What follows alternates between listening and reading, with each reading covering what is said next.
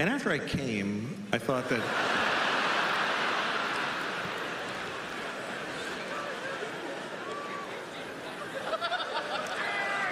Here's what I think.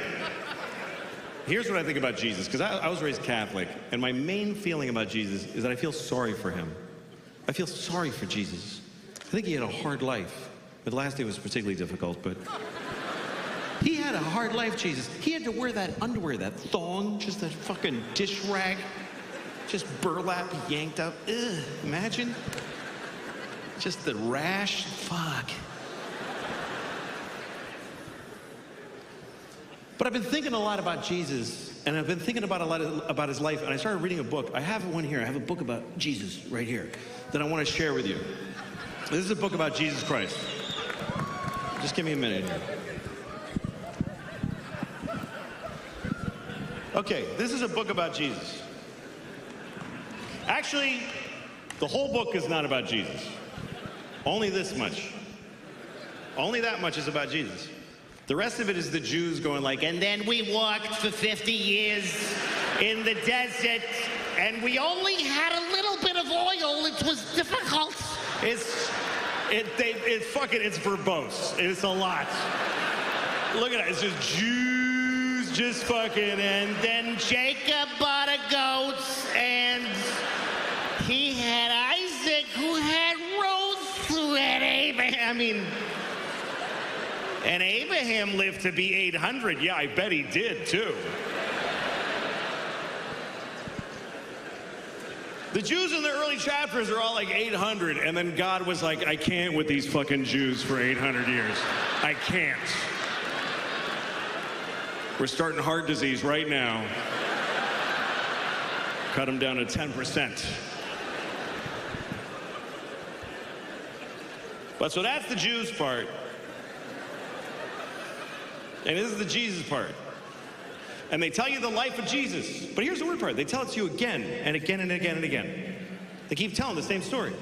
First Matthew tells it, and then Mark is like, dude, that's not what the fuck... Let me tell you what happened. Let me tell you. Hey, Paul, shut up. You weren't even here. And I started reading it because I never read it before, because I was raised Catholic. It's true. Catholic Church, they do not encourage reading. The Jews read their shit in Hebrew. And down south, they fucking read the Bible. That's what they do. But the Catholics, they want you to come in. They want you to come in so they can tell you. They want you to sit down and they tell you. And you're like, could I read the book? No, I got it. Just put the book down. Put it down. I'll tell you what. You don't fucking believe me? Listen, I'll tell you what happened. So I got interested in it because I had a feeling about Jesus as a person. And it's interesting because when you actually read it, it's not as lofty. It's like just regular people.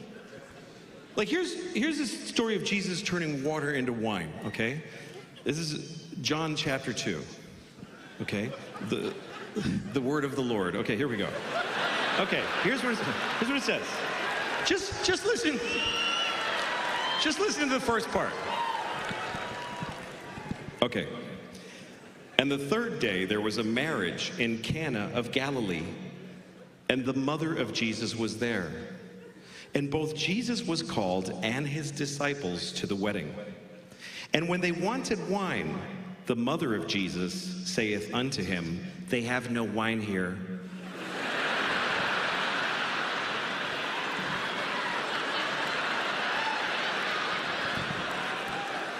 This is just anybody's mom at a wedding. They have no wine, Jesus. And then listen to this. Listen to this. And Jesus saith unto her, woman, what have I to do with thee?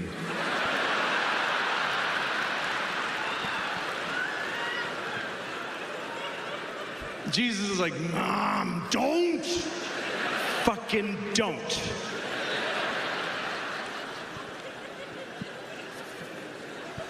Anyway, I won't read the whole thing out of there, but it's a weird story.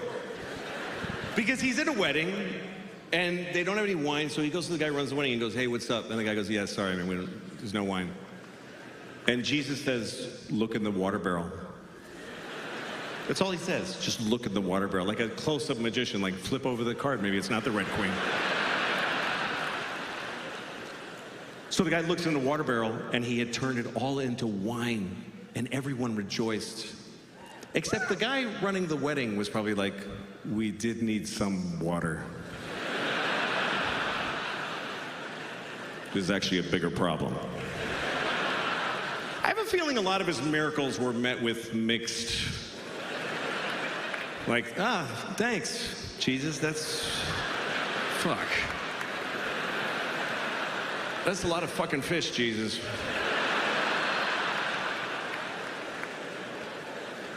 Like Lazarus.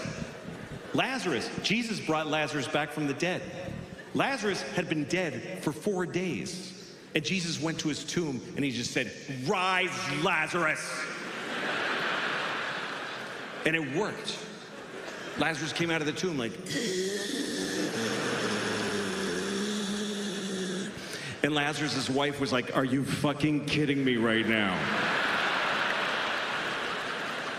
I thought this day could not get worse." But here's a story I wanted to share with you. Because this story is really weird. I didn't know this story till I sat down and read the whole book. I mean, the Jesus part. I read the whole thing and I found this story that I never heard before. And I've seen every Jesus movie, and this is not in any Jesus movie. This is not a very told story because it's not clear what it means. Doesn't have a clear, usually the Jesus stories are obvious, what they mean. He washed your feet, so, you should wash your feet, whatever the fuck they're teaching you. But this is the story of Jesus cursing a fig tree. How many people by applause know of this story? Okay, that's all I need, just to make it clear that it really happened. I mean, none of this happened. But I don't know. I'm fucking with you. I don't know. I'm just saying, I just wanted to clear that I didn't make it up. They did. All right. Okay, here's what it says. This is Mark chapter 11.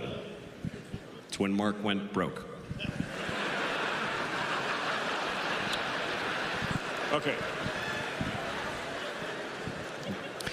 And Jesus entered into Jerusalem, and when he had looked round about upon all things, and now the eventide was come, he went out unto Bethany with the 12. Bethany was like a suburb of Jerusalem, so, you go into town, you see all the shit, but you stay like at the Marriott by the airport. That's where Bethany is. And on the morrow, when they were come from Bethany, Jesus was hungry. And seeing a fig tree afar off, having leaves, he came, if haply he might find anything thereon. But when he came to the tree, he saw nothing but leaves, for the time of figs was not yet. And Jesus answered and saith unto the tree, No man shall eat fruit of thee hereafter and forever. And the disciples heard it. And in the morning, as they passed by, they saw the fig tree dried up from the roots. And Peter, calling to remembrance, saith unto him, Master, behold, the fig tree which thou doth curseth is withered away and dead. And Jesus answered and saith unto them, Have faith in God.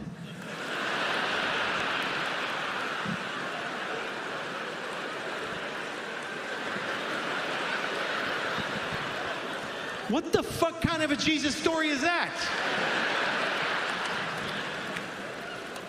What the fuck are we supposed to... Hey, Jesus, you killed that tree. That's right, motherfucker.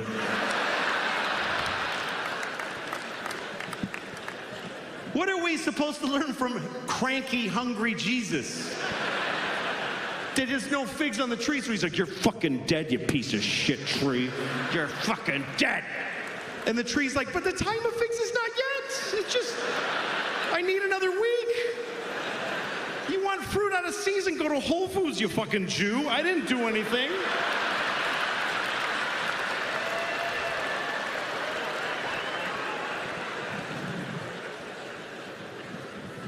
I mean, you can't act like that, man. You can't act like that. You walk around acting like that, and somebody will nail you to a cross. That's what'll happen. That's what'll happen.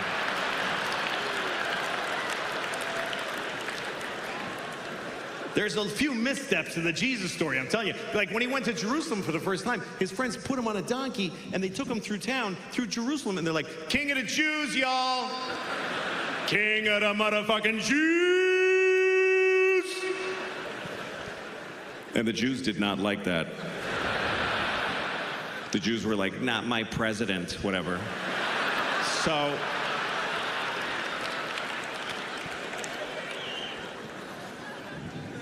they nailed him to a cross. And here's what that looks like. Hold on a second. All right, no, we should. I can only face one. Okay. This is it. This is the image. This is the image. This is the whole, the craziest thing about this religion is this image, because it's fucking macabre, man. It's fucking gory. There's like, and it's in every polite room in the world. It's in hospitals, and all of old ladies have it above their bed, and it's just fucking like if you never saw one before, you'd be like, why the fuck do you have that everywhere? It's this polite religion, honor thy mother and thy father, because it's just weird.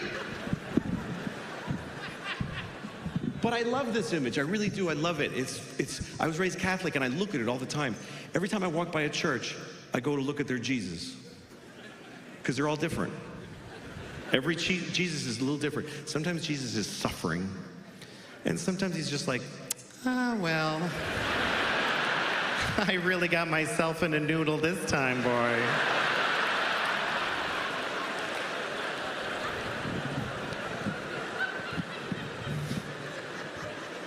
Sometimes it's just a cross. Like, oh, fuck, where'd he go? Jesus got away.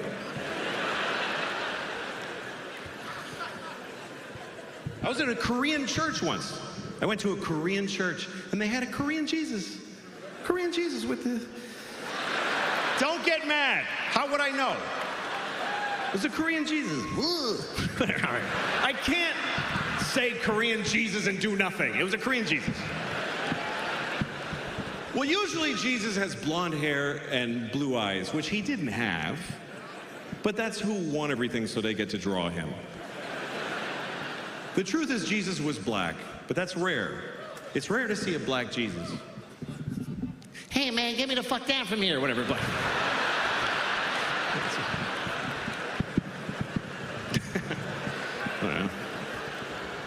I don't know any other Jesuses. Gay Jesus? No, I'm not gonna. No. All right. Anyway. The point is, everybody wants Jesus to look like themselves, and that's why I don't like that he's always skinny. He's always fucking perfect. Bothers me. I've never seen a fat Jesus. Never one time. So he's just a fat Jesus, just like...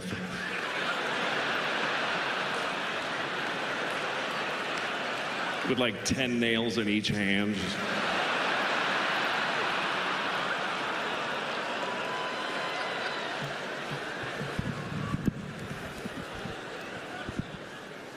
He might have been fat.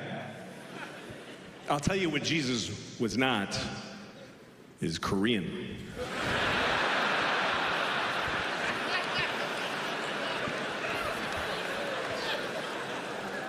There's no Koreans in Jerusalem in the year 1.